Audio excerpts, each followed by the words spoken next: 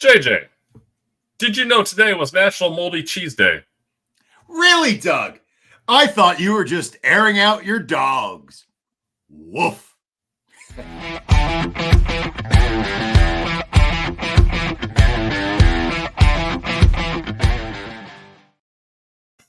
Some people will tell you to play it safe, but we're here to tell you to go all out. Welcome to the All Out Blitz. I'm your host, JJ Wenner, and I am joined by my coaching compatriot, Doug Orth. How you doing, buddy? Life is well. Life is going well. Thank you. Well, I am happy for you because tonight on the show, Doug is going to share the insight he has gained from watching the film and diving into the analytics from week 5. And Doug, let's jump right into this. What did you see this week with Tyrone, Tracy? Well, let me first give you a little background. Of course, he got the opportunity because Devin Singletary missed last week because of his groin. We don't know about Singletary's status for the upcoming week yet, so we'll see whether or not Tracy's going to get anywhere close to the same kind of workload he did last week. However, what we do know is that if Singletary misses another game, I don't think we're going to see much of Eric Gray this time around. What was it? I saw a graphic like 5 fumbles and 58 career carries. It was something god awful like that, right? It's not good, Jim. It's not good. Well, again, let me get some background to you. So Tracy fell to the late 5th round of April's draft for 2 reasons. He did not settle on the running back position until late in his college career. He actually had a couple schools in there, and he was a wide receiver for the most part in Iowa, and then transferred to Purdue, and then they eventually settled on him as a full-time running back that final year. Anyway, so he didn't settle on the running back position until late, and then he's going to turn 25 years old around Thanksgiving. Yeah. So as you would expect, while his impatience and inexperience as a running back was apparent on a few occasions against the Seahawks last week, he brought the same jolt to the New York's offense that Tony Pollard, who happened to be my pre-draft comp for him, what he routinely did during his time with the Cowboys. So in the NFL, coaches ask their running backs to do a few things. Their running backs to do a few things well as runners: anticipate and or see the hole, explode through it, make the first defender miss, and fall forward. So, courtesy of the Fantasy Point Status Suite, there were 5 metrics that I saw that I thought applied well to here. So we're going to run through those real quick. Explosive run rate. And this is just, all of this is for week 5, not previously. Week 5, explosive run rate. That's a percentage of carries that go at least 15 or more yards.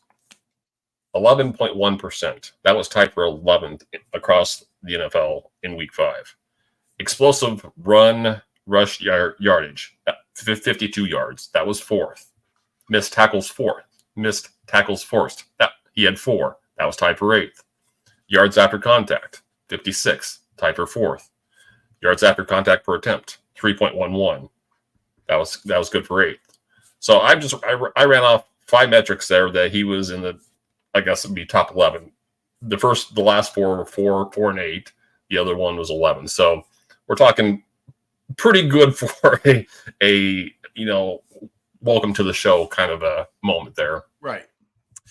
All right, so we'll take a look at probably his best run, or at least one of his best runs here anyway. Tracy provides a great example of his explosiveness and anticipation on this run that we're going to show you here. Here's Tracy. Good vision, and there he goes. Tyrone Tracy into Seattle territory and runs. I love Jay. Now, probably the best part of that, I mean, we saw the athleticism and the explosion and all that good stuff. One of the things that stuck out to me was his awareness to switch the ball from his inside hand, which was his right hand, to his outside hand, which was left hand, as he shifted gears about 10 yards into the run. It's really kind of a minor detail to the casual observer, but it's uncommon to see, as we laid out earlier about Tracy being relatively new to the running back position. It's really relatively uncommon for an inexperienced running back to have the presence of mind to do that in his first start. So But perhaps the most impressive part of his 129-yard rushing day was that none of his 18 carries lost yardage. Now, the Giants brass, I'm talking most notably here, Brian Daboll, head coach Brian Daboll, and general manager Joe Shane. They're loyal to Singletary from their time together in Buffalo. I think they spent like 2 or 3 years together there, if I remember correctly. I don't think they're cutting back. I don't know that they're going to drastically reduce Singletary's role there.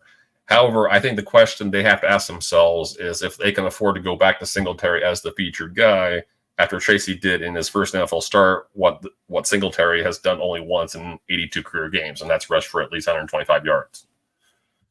So, as I kind of just alluded to, Singletary is unlikely to lose his gig at any point because he is such a steady and reliable back, but I think Tracy likely guaranteed himself at least 30 to 35% of the backfield work for the foreseeable future with this Week 5 effort. At worst, the Giants may have found their lead back in 2025. And before I ask you some of your thoughts, I'm just going to ask or remind the listeners here, we're talking about a former college receiver. So this is somebody that we identified, I believe you and I identified in the preseason as somebody who was probably eventually going to take over the passing down role, this offense, on a team that we expected to pass the ball quite a bit because we thought they'd be in plenty of negative game strips. So when I'm talking about 30 to 35% of the work, we might be talking about some running, and most of us play in PPR leagues. We want those receptions. So while I'm not going to say that Singletary has reached his apex in terms of fantasy value, I think there's a real chance now that we've seen. I think there's a chance that we've seen the best of Singletary this year in terms of his fantasy value. Anyway, what did you see with Tracy, and what did you think? You know, my biggest concern with Tyrone Tracy isn't what he did in the game, because I thought he looked fantastic. It was actually one of the more fun films I was able to watch this weekend. It was. I always get excited seeing a rookie who nobody expected to really show up and show out doing so, right? I always cheer for the underdog. Now, I just don't see Daboll going away from Singletary. They invested a lot of money this offseason in him. I remember from watching Hard Knocks, that was like their first big signing after they lost Saquon. Yeah. And if there's anything I know about NFL coaches is that they're really stubborn. Yeah. Really stubborn. So I think Tracy can start inching up into a timeshare, but it might take a little bit until Daboll realizes what everybody else can see, that Tracy has just as much as Singletary to offer. Now, my only concern, though, and you mentioned Pollard as his comp. Yeah. Is it the same thing that happened in Dallas, where it's a lot easier being the change of pace than it is being the main guy week in and week out? Yeah, and the thing with Pollard, though, I think when we saw him become the guy, I know he wasn't hurt. He was hurt most of the first half of last year, and I think we're seeing him healthy now, being a good lead back in Tennessee with maybe a lesser offense line, or certainly not any better than the offense line than he had in Dallas. So it's a solid point that you make there. I don't think we have to worry about that this year, thankfully. And the other thing I was going to say before we move on here was that you'll notice every time you hear Daboll talk about Singletary, it's always Motor. Of course, his nickname's Motor, and you know how it's almost like if you have a kid and someone stumbles upon a nickname for that kid, that's what sticks, and you can tell the affection that they have for the person when they continually refer to him by their nickname, assuming it's not Bill Parcells and he's just trying to put you in your place. So. Or what was the quote? What was the quote this past week? It was Bo Nix and Sean Payton. We got to get the Ferris Bueller out of him. Yeah, I did hear that quote. You know what? And I don't mean this in any mean way against anybody, but I really don't like Sean Payton. Like, I think Bill Belichick, and this is coming from a Jets fan, Yeah. is a much more likable person than Sean Payton. And Belichick has like the likability of a cactus at times. So I don't know. No, But you know what I do know, Doug? What do you know? What do you know? I know that you can start your season off right with IDP Plus. So visit idpplus.com, and if for a limited time, get 20% off any subscription with the promo code PROPS. Get access to our tools, data, and IDP articles, and don't miss out on our subscriber Discord, where your subscription gets you access to our entire suite of tools. So go to IDP Plus and start your march towards fantasy football glory today. All right, Doug. One of the big debates this offseason was who to draft from the Bengals backfield. Zach Moss and Chase Brown were generally going in the exact same part of the draft. What did you see this past week? It was funny how often in my drafts you would see Moss come off the board, and 2 picks later it was Brown or vice versa. Yep.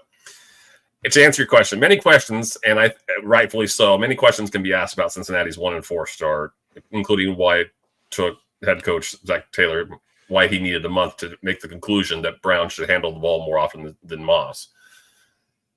I think that, and we saw that for the first time this past week, where Brown had more touches than Moss. Now we'll get into some of that stuff, maybe the reasons why a little bit later here. The decision to do so was likely based on Brown's production in week 4. Brown 15 carries for 80 yards and 2 touchdowns, and then he had 2 catches for 12 yards against a weak Carolina Panthers run defense. But maybe there was something more, and we'll go over to the graphics department to show you this.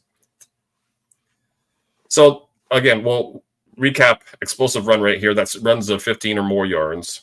Stuff rate, it takes a little bit more of an explanation, but those are runs that don't go for touchdowns or first downs. That's the first qualifier. The second qualifier is on first down, you want the run to go at least 4 yards. And then on the second and third down, you want them to go at least 3 yards. So when we're talking stuff, right, we're not talking about losing yardage or just no gain. We're talking those are the qualifiers according to the fantasy points data suite. So we look at the stuff right there. Chase Brown 20%, Zach Moss 60%. So this has to do a lot with expected points. I don't know if you're familiar with the expected points metric, but that's but you look at each one of these metrics here, and it's Brown by a considerable margin. So that was week 4. We'll turn it over, and week 5 offered more of the same. If you want to show that, and then look at you're ready there. And again, like I said, more of the same. Explosive run rate. I guess the stuff rate was roughly the same, but we're seeing the same story in terms of missed tackles and then the yards after contact. And if you just want to do some quick math here, so Chase Brown the last 2 weeks, 80, that'd be 91 yards after contact. Chase, and then Zach Moss 35, 91 and 35. And if you want to look for a readily available metric that tells you what who's performing better, usually you look at yards after contact, and you can find that information. I used to find that information pretty easily on Pro Football Reference, for example. So if you want to get a good idea of who might be the favorite in the clubhouse in a muddy backfield, look at yards after contact. Anyway, so we just showed you the two graphics here. I thought it was interesting during my research that Moss averaged actually more yards before contacting each game, but averaged a full yard less per carry in both outings. So he was getting better blocking and doing less with it, essentially. Okay. I thought that was just another For whatever reason, I haven't understood that. I've seen this way too often. For whatever reason, Brown has been viewed as a committee back since he was a 5th round pick in the 2023 draft. He was certainly more than that in his final season in Illinois. I'm a Nebraska fan. I saw him run over. I saw him run over Nebraska here a couple of years ago. Anyway, that final most season, teams run all over Nebraska. Oh, not this year, man. I'm sorry, buddy. I'm sorry. That was the Scott Frost Huskers, not the good Huskers. my apologies. My apologies. So anyway, like I said, he was certainly more than a committee back his final season in Illinois. He had 355 touches that year, 27 catches. He can handle a heavy workload. I'm not going to sit here and say that a pro college workload is the same as a pro workload, but we know that he can handle it. If we just want to flash back to Tracy, Tyrone Tracy never had that kind of workload, just as an example. In that final year, in 2022, Brown had an explosive run rate about 7%, which is right in line with the graphics that we showed. So while Brown may be geared more to running outside, and I'm stretching this quite a bit here, but while Brown may be more geared to running outside and Moss emphasize may be a slightly better runner in between the tackles, and again, I'll emphasize the last part of that statement, which is Moss being a better inside runner, kind of runs counter to the metrics that we were already talking about here. Brown showed us several examples of why he should be the lead back for the Bengals in Week 5. He displayed the same traits mentioned with Tracy earlier that coaches love to see from the running backs, and we'll go ahead and show you a couple runs here. The first one here is going to be a 16-yard toss play. Carolina Panthers, who did beat them deep a couple times. We talked about that. Here is a pitch out. Look at Chase Brown. On the outside, get the seal to the inside there by. And what you love here, that's good contact balance. That's out there that. That's gets the block on Hamilton. So you love those runs because it shows explosion through the hole. He's showing contact balance. So a weak tackle attempt isn't tripping him up or bringing him down. He's just powering through that. We love to see that from running backs. Go ahead and bring up the second run here. And I was talking. I wanted to highlight this one because I was just saying how Moss may be a better inside runner, but there's reasons to believe it may not be the case. This is going to be Brown showing you that he can run inside just fine. Here is a pitch out. Look at Chase Brown. On the outside, get the seal to the inside there by. That was the last one we had. Okay. It was a 12-yard kind of looked like a lead dive, showing you some of the same characteristics we saw on the 16-yard toss play, but being able to power through tackles, but explosion through the hole, falling forward, those kind of things that we just talked about earlier. So how much of Brown's usage in Week 5 was the product of Moss suffering an ankle injury? And it looks like I don't think Moss practiced today, and I wouldn't be terribly surprised if he misses the week, and I wouldn't be terribly surprised if this ends up being like a Joe Mixon injury. The way he was brought down, they haven't said high ankle sprain with Moss yet, I don't believe, but I could definitely see that being the case. So we might be getting Brown as a lead back anyway. But having said that, how much of his increased playing time last week was the cause or was the product of that injury remains to be seen. But I think we could be witnessing a changing of the guard, or at least a more consistent push to make sure Brown's the lead back in Cincinnati. With the defense playing as poorly as it has, and mind you, I think the last 3 weeks, if I'm recalling correctly, I think they scored 33 against Washington. I'm sorry, they gave up 38 to Washington. They gave up 24 to Carolina, and then they gave up 41, I want to say, to Baltimore. That defense is not playing particularly well, okay? So the Bengals need as many explosive playmakers on offense on the field as often as possible, because apparently it's going to be shootout central in Cincinnati this year. What are your thoughts on Chase Brown? I have to say I went about 50-50 in my drafts between Zach Moss and Chase Brown. My heart was with Chase Brown. My head was with Zach Moss. I want Chase Brown to get more opportunity. As I get deeper into playing fantasy, I have tried to shy away from what I hope happens and what I think will happen. Yes. That is so huge. Yeah, go ahead. So And I think that's why I went like equally with Zach Moss and Chase Brown. Because as much as I want Chase, they were going to start with Zach Moss. They were going to give him the opportunity, especially after what he did last year with Indy, filling in for Jonathan Taylor. But man, it's not hard to see the difference when the two of them are on the field.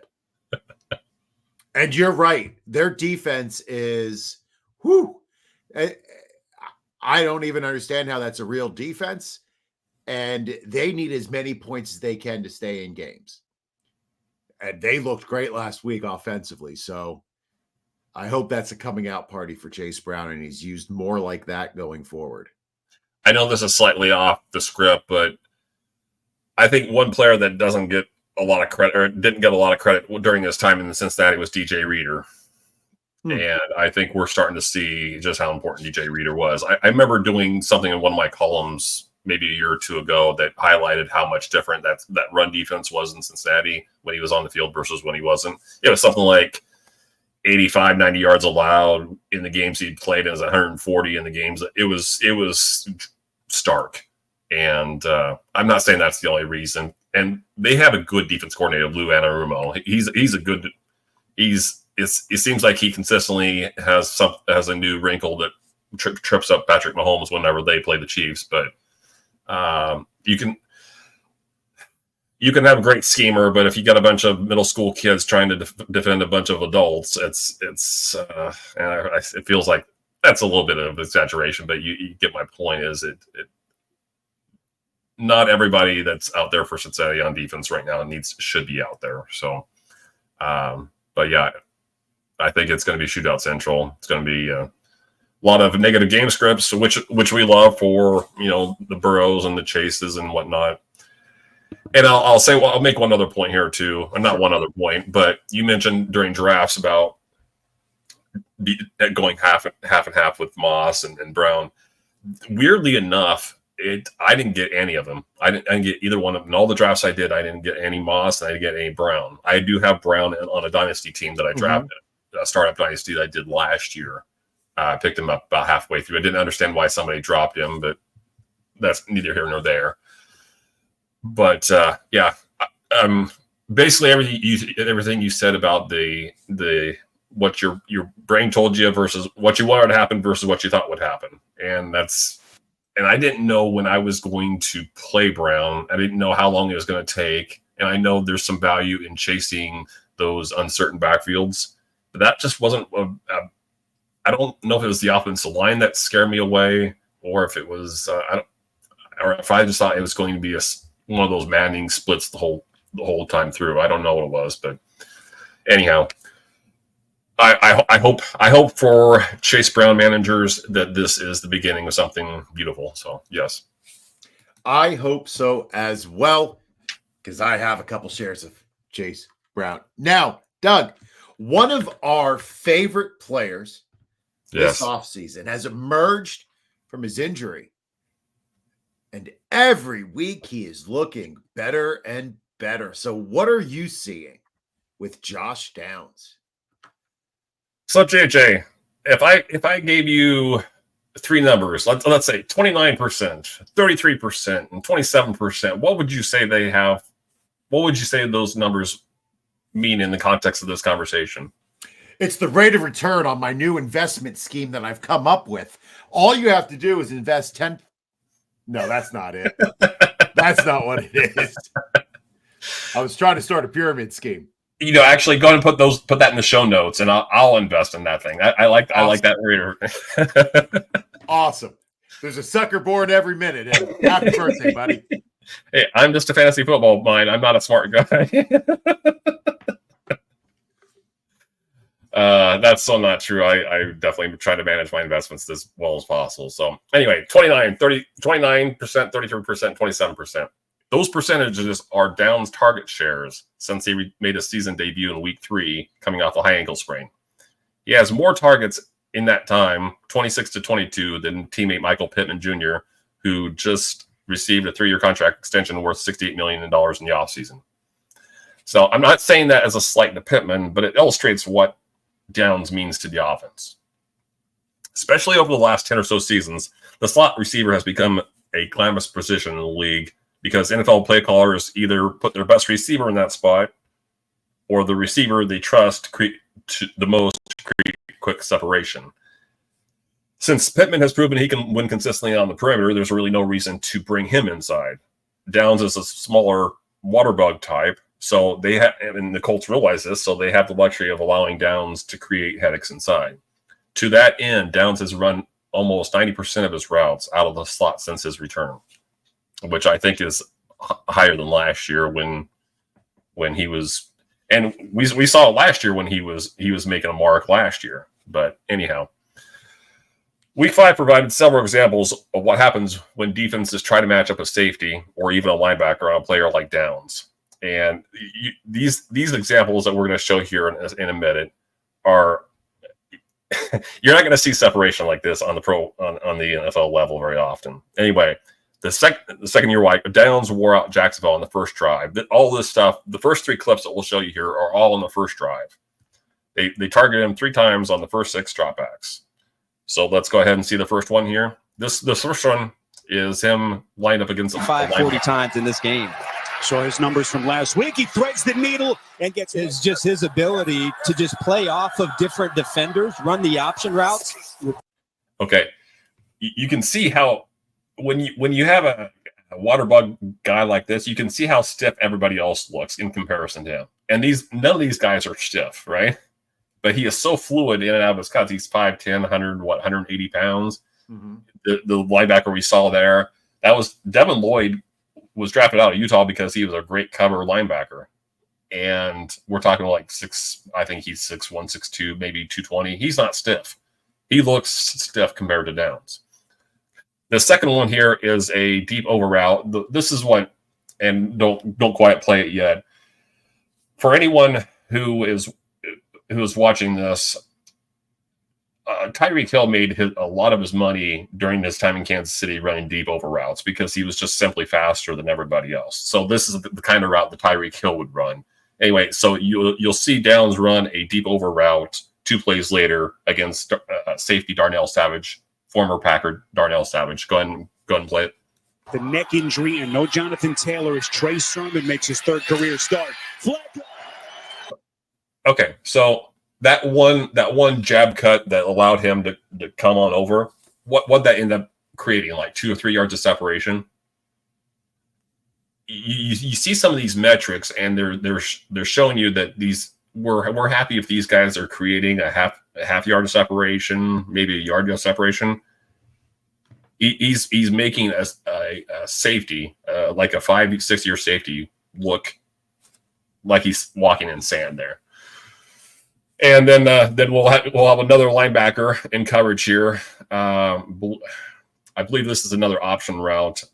And go ahead and cue up. This is linebacker Ventrell Miller and always be looking in the slot. Colts protect Flacco, and he delivers a strike. First start for Flacco. So we saw 2 option routes and an over route there, and I think every time it was easy separation. We're talking at least 2 yards of separation, wouldn't you say? So then I want you to pay special attention here. Now, if you want to, can you run it back just a little bit? Sure. Okay. Don't play it yet.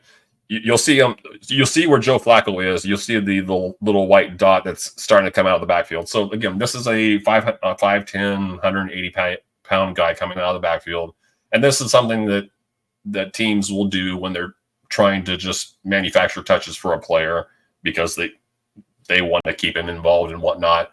Teams will do this. I saw this done with Justin Jefferson here a week or so ago, line him up that backfield. It just guarantees a quick, easy release, and then they can use their quickness to create separation, get open. Go ahead and play it. First start for Flacco with his new team after he came on in injury relief.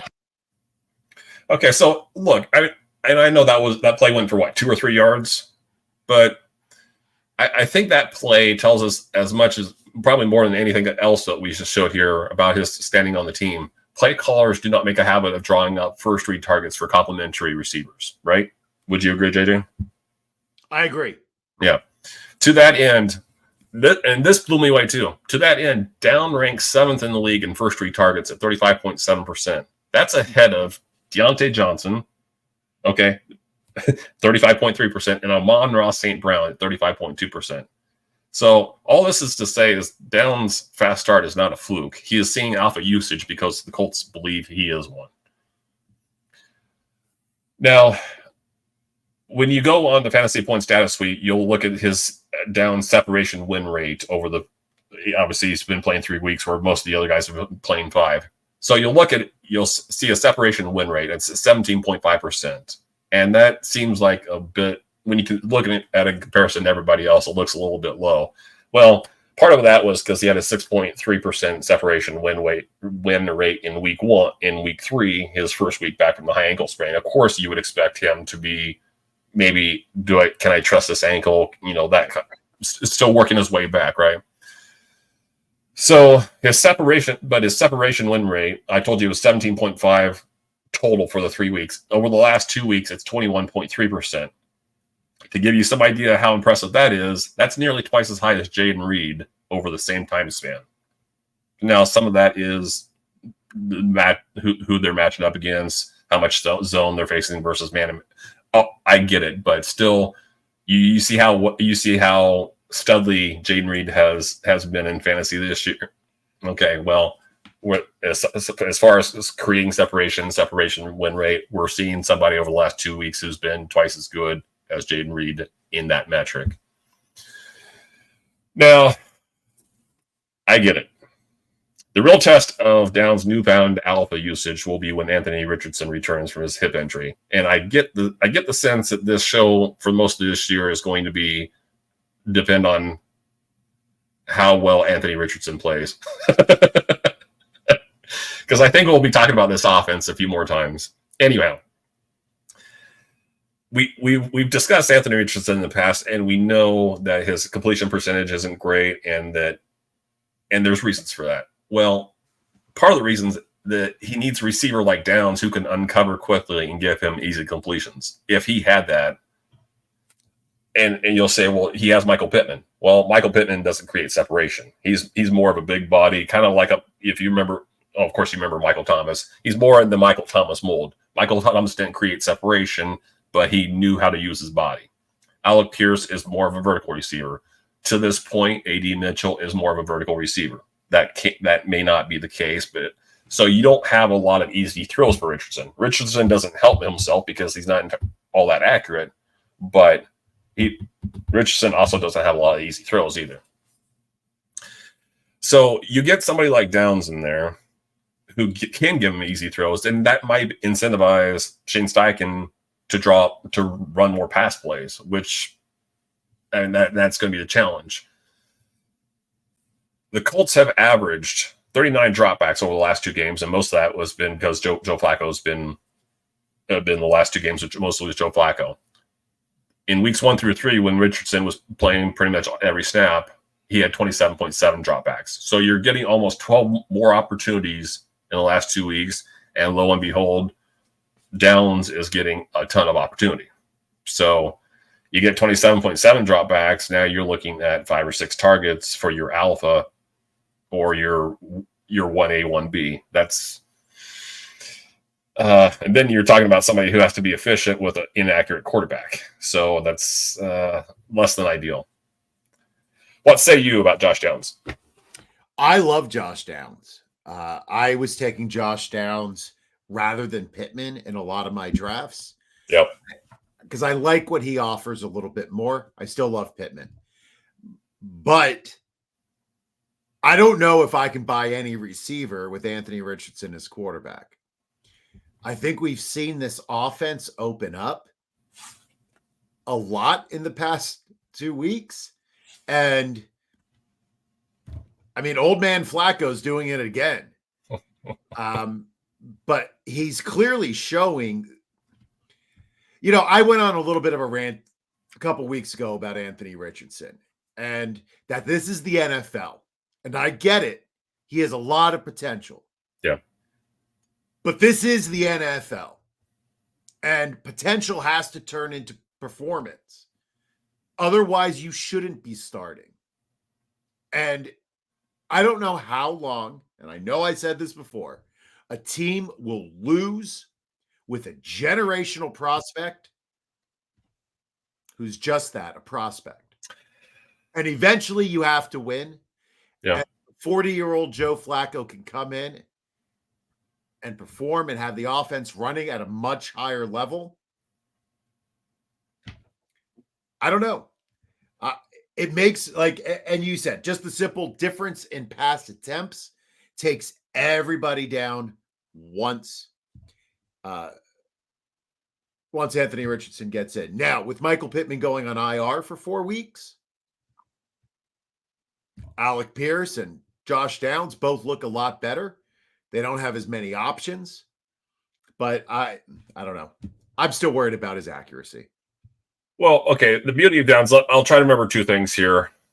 Beauty of Downs, and I'm not trying to make a compelling case for him other than what we've already discussed this summer and now, is there is virtually the routes that you would typically get. Downs runs a lot of, I shouldn't say the routes, the kind of routes. I should say where he runs his routes is where you would typically get tight ends running their routes.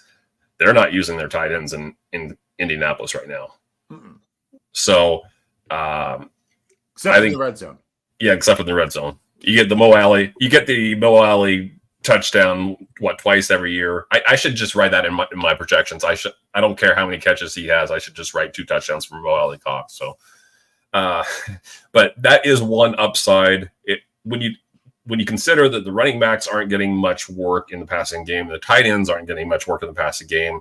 The beauty of Anthony Richardson's, I shouldn't say the beauty, but one of the things that you can overlook about the 27.7 dropbacks is that it's all receiver targets, or maybe 80% targets, receiver targets. The second thing that you mentioned, and this is what I was thinking of when you were talking about Richardson. There was a great tweet. I think you're familiar with Kevin Clark. I think he's with ESPN. He has he has a pod. I'm blanking on it right now, but look it up on the X machine. He had Kurt Warner on his show earlier this week, and Kurt Warner was talking about how the way that they're teaching and molding quarterbacks right now, they pretty much got it all wrong. Where the way he was brought up, one side of the field, so depending on the look that he gets, the pre-snap look he gets, if he can see it's covered too, that eliminates one side of the field. He knows that he can get the pre-look and he can say, okay, I need to go right with this, and because we have a concept for that coverage on the right side of the field and we don't have it on the left. What's happening right now, Warner said, was that we're talking about a pure progression system where it doesn't matter what the defense is so much that it's my number one option is my number one option, my number two option is my number two option on that play, and you don't have quarterbacks reading out the play like they used to back in his day or back in the 80s and 90s when the West Coast offense was at its peak. So I thought that was This Is Football. I forget what the pod is. Is it This Is Football? This is football. Okay. Yeah, give that a listen with Kurt Warner. There was a 5-minute clip on Twitter, which I thought I think I summed it up pretty well, but it was an interesting take, and I can totally see that. So, yeah, that just ran through my mind when you mentioned Richardson there, and I think I don't know if we'll ever get to that point with him. Because I hope we do. But you know what, Doug? It is football season, and that means a trip to see your favorite team on the road.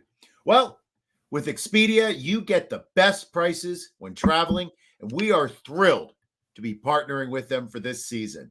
Need a flight to Denver, rent a car in Miami, or a hotel in Indianapolis to see Josh Downs? Go to idpplus.com/Expedia and build the best package to travel to the big game. Now, Doug, let's finish off with the rumbling, bumbling, stumbling tight end from Green Bay, Tucker Kraft. I know what I saw this week. What did you see?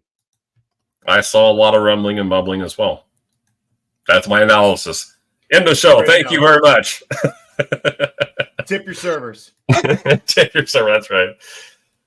JJ, no matter how scientific we get, which we try to get with football, the game will always present more questions than we can confidently answer. At least 4 questions have emerged regarding the Green Bay passing game over the last 2 weeks. Is Kraft becoming a stud tight end? That's number 1. Are his consecutive overall tight end 1 finishes a product of Christian Watson getting hurt? Okay. Or Luke Musgrave trying to play through an injury? Or both? Give me number 4. There you go. Okay. I didn't know if that was just like comma next question, or 4 different questions. Go ahead. Sorry. I thought the pause would clue you. No. Punctuation matters. Punctuation. No, I was going to go off on my own little rant there about a '90s song, but never mind. We'll talk about that off air. While Kraft's overall production in Week 4 and Week 5 is more than anyone could have realistically hoped for, performing at a high level should not have been overly surprising for Kraft's detractors, considering how well he performed in Musgrave's absence late last season. I don't know if you knew this, JJ, but from weeks 14 to 17 last year, Kraft and David Njoku were the only 2 tight ends to score double-digit fantasy points in every game. I did not know that until I read that in an article today. What article, pray tell? This up-and-comer who's running for fantasy points. You wouldn't know him because he's smart. That's I don't associate with smart people. What are you talking about? Wait. So my point, and then to that end, right? He was a viable fantasy starter in 5 to 6 weeks that Musgrave missed last year. Again, these guys were rookies last year, right? And he was doing this last year. Now it wasn't 17 and 24 fantasy points, but it was. Kraft wasn't getting drafted in fantasy anywhere last year. He wasn't on probably any rosters around mid-season. But to get 10 points from waiver wire tight end during the fantasy playoffs, hell yeah, sign me up.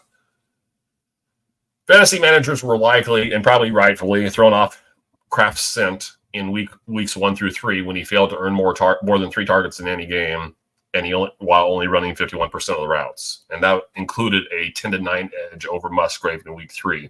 Now, if you're following the metrics and you see a 10-9, you don't want any part of that. It doesn't matter how great the offense is. We're seeing that in Baltimore right now. This is Green Bay. Green Bay is actually throwing the ball, right? Now, granted, I think week 3 was Malik Willis' last start, but you didn't know at that point if Jordan Love was coming back in week 4, and you can only some leagues can only hold on to a guy so long, right? Anyway, so I think Jordan Love came back in week 4, and we went back to Kraft re-exerting his dominance. He had a 47-14 edge over Musgrave and routes run in week 4, which is also the same game that Watson left after 9 snaps due to his high ankle sprain.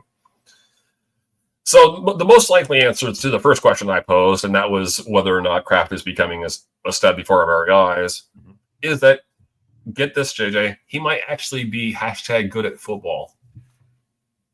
Hashtag.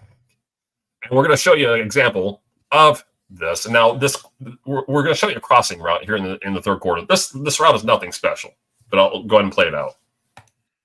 Why you have eyes on vision on the quarterback. Here's Love. Wide open. Yeah, pay attention here at the end. Tight ends running with stiff arm. Kraft's going the distance. Tucker Kraft. So what did we like about that, JJ? Was there anything in particular you liked about that? Is there anything I liked about it? I liked that he finished strong. Yep. I liked the blocking by the wide receiver downfield. Yes. I did not like the effort by both of those DBs. Awesome. We're going to put you in the analyst chair. I like exactly what you were talking about there.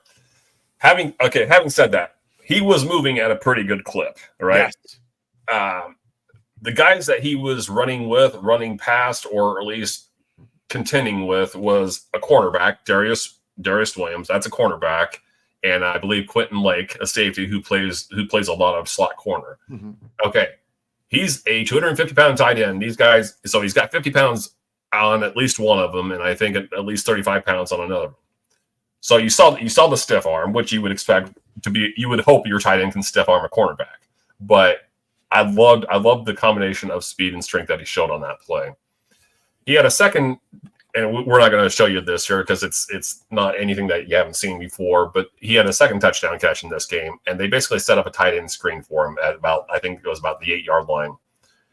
Okay, we showed you the Josh Downs out of the backfield catch here a few minutes ago. The beauty of this screenplay that I'm talking about here was that it was designed to get him the ball. Now, especially in today's NFL, coaches rarely draw players to feature a tight end in the red zone. That personally tells me a lot of how Green Bay feels about Kraft.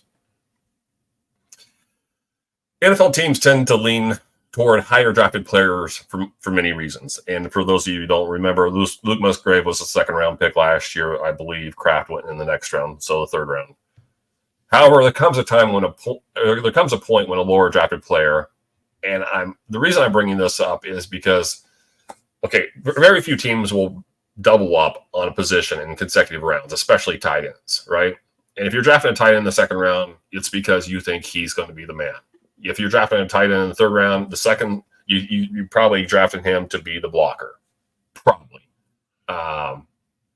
But my point, that's why I'm bringing this up, is because there's a point when the lower drafted player earns enough respect that draft status no longer matters, especially when the higher drafted player keeps getting hurt or players keep getting hurt. And in that case, I'm kind of even talking about Christian Watson as well. But for the most part, we'll just keep the conversation to Musgrave and Kraft here. Thankfully, fantasy managers do not have to worry about the coaching staff cutting Kraft's snaps quite yet. Watson's injury probably will keep him sidelined for at least a couple more weeks. And I think we talked about it here last week. I think we talked about it during the summer too. High ankle sprains. Look, you might come back in 3 or 4 weeks, but we've heard numerous athletes say that they don't feel the same until 6 months later. Now, Watson's injury might be minor. Okay, he might not feel the same until 4 months later. I think that's what we're looking at with high ankle sprains. I don't think we're looking at, he says he's fine 3 or 4 weeks later. I don't think we're going to see the same Christian Watson again this year. That's where I'm at. I don't know how you feel about it. I don't think we're going to see the same Christian Watson again this year. I agree with you. Yeah. So again, Watson's injury should keep him sidelined for at least 2 more weeks. But again, I don't think we're going to see the same guy. While Musgrave's injury history, look, if you go back to his time in Oregon State, it was anytime that he got it going a little bit, injury. And this is not the injury prone podcast. And I think you know how I feel about injury proneness. I don't believe in it. But when you keep getting hurt, you may be doing things that make yourself prone to injury. And I think that might be the case with Musgrave here. So I think there gets to be a point where the coaching staff says, Luke, you're just going to be a part-time player for us. So I don't see Luke Musgrave now as really much of a threat to Kraft. So would they say, Luke, you are a bother? Get it? Go on. Sorry. Where's that sound effect? I need a sound effect. Oh, you should I try it again? Would they say, Luke, don't be a bother? No, that's the wrong one. Anyway, go on. Wrapping up, JJ. In a year where finding tight end production has been a struggle, Kraft has already displayed elite upside. He may not be the overall weekly tight end one again this year, but there's a reasonable chance he will remain in the tight end one conversation for the rest of the season, even after Watson returns. Your thoughts on Mr. Kraft? Listen, my mom was an employee at Kraft Foods for many years, so I have a penchant for supporting that name. But Tucker Kraft looked great. If I'm being honest, he reminded me a little bit of Rob Gronkowski on that catch and run. Mm-hmm. I am not saying he is Rob Gronkowski. He is not. But it's nice to see a big tight end rumbling, even like when Charlie Kolar caught that like 60-yard pass for a minute. We all thought he was Mark Andrews. Like that made everybody happy. People get happy seeing big old tight ends catch and run. So I'm happy for Kraft. I thought Musgrave would be the guy getting the receiving targets. I was wrong. But listen, a weapon is a weapon. However you find it, if they can utilize that weapon and Jordan Love stop making silly mistakes, I mean, they look amazing right now. So don't change what you're doing. Yeah. And I'm going to slightly steer the conversation in a different direction for a second here. Now, I understand Travis Kelce, right? I know this is the discussion about Travis Kelce, but you remember how the conversation, of course, he started off the season slow because Rashee Rice was getting his targets and whatnot. You remember the conversation those first 3 weeks, right? He's lost it. He's old. He's not understood. He's dust. I can't tell you how much I can't stand. He's dust. Okay. What has Kelce has been living in the last 2 or 3 years on smarts and I guess guile, for lack of better terms. He understands how to get open. Kelce hasn't been an elite athlete for probably 5 years, but he understands. He had good productive players in the NFL understand leverage. They understand what they're seeing, and they understand leverage. So if the league's playing roughly 70-75% zone, I think that's still pretty accurate. I haven't looked at it for this year, but that's what it was last year, and I can't imagine it's changed that much. So if you can understand what you're seeing as you're running your route, you find the open spot. I don't want to make it sound that simple because it's not.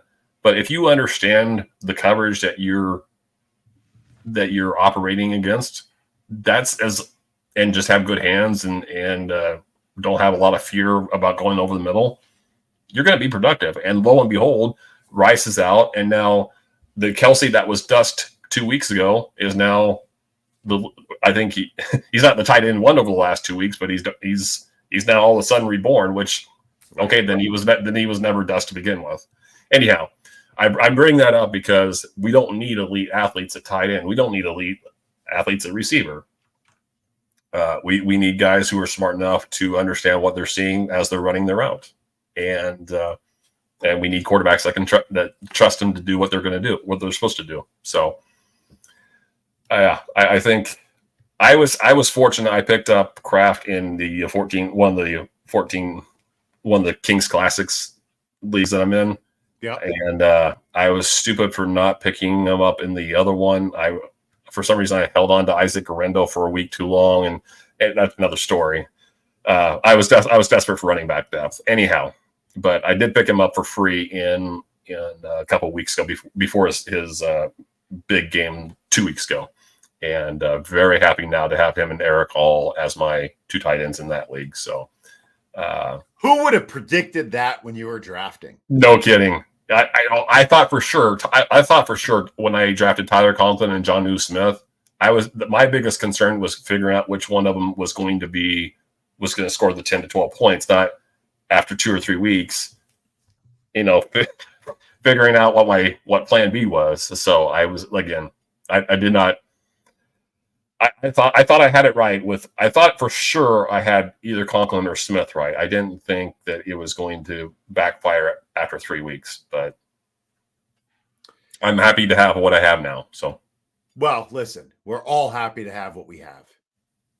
And that is the secret to a happy life, Doug.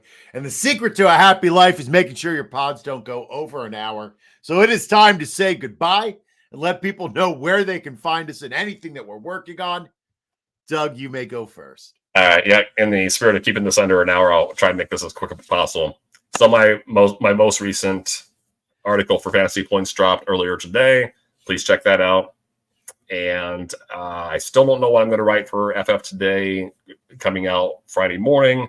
I think it's going to be the breakdown in carry shares I did a target breakdown last week that went over pretty well. And I kind of want to do the same thing for running backs, just to give people a look at how backfields are breaking down through now 5 weeks. And so that's what I'm working on. That's what I've worked on. That's what I'm going to work on. You can find me at Doug Orth on the Twitter machine. How about you, JJ?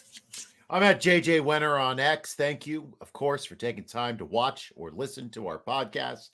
Thank you to Doug for all of his work. Make sure you are checking him out on FF Today and Fantasy Points. He's doing amazing content. You can catch me tomorrow night on the Rod Pod, where Jameson and I take a look at running back rankings at this point of the season. And we might talk about my beloved Jets. And remember, when in doubt, go all out. Boat drinks, my friends. Boat drinks. Thank you for watching the IDP Plus YouTube network. If you enjoyed this video, give it a thumbs up and don't forget to subscribe to our channel. Be sure to tap the bell icon to get notified whenever we upload new content.